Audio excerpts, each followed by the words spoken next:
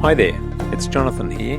This is 4100 and we're studying the history of Israel's kings. David has become king and given a hefty prophetic promise that his family line will produce one who will reign forever. Chapters 8 to 10 show David living up to his calling. He's a good and righteous king, living for the glory of his God. In chapter 7, Nathan prophesied that God would give David rest from his enemies. Chapter 8 is the beginning of this prophecy being fulfilled as God grants David victory over his enemies. It's important to note in chapter 8 the recurring phrase, "The Lord gave David victory wherever he went." It is the Lord who wins the battles.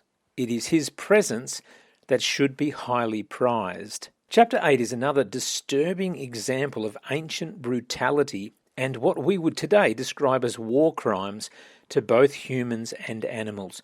All we can do is to keep remembering that these are not modern times, and David is demonstrating the victory and power God has given him to conquer the surrounding nations.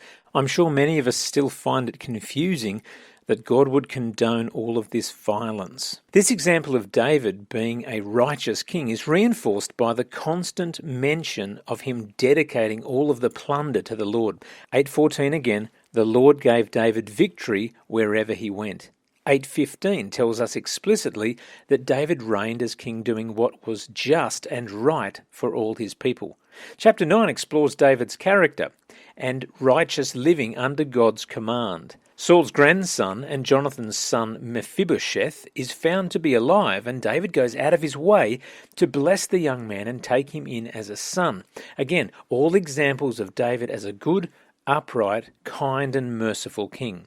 Chapter 10 shows David's kindness extending to the Ammonites. This is not reciprocated, leading to yet another narration of ancient war.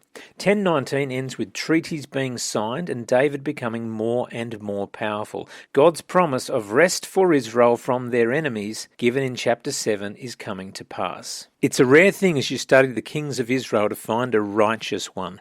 Josiah and Hezekiah come to mind, Solomon for a short time, and of course, David. David was doing so well, but it's all about to change. Overconfidence can creep in quickly with any of God's leaders, and such is the case for David. A shorter teaching today. Enjoy God's word.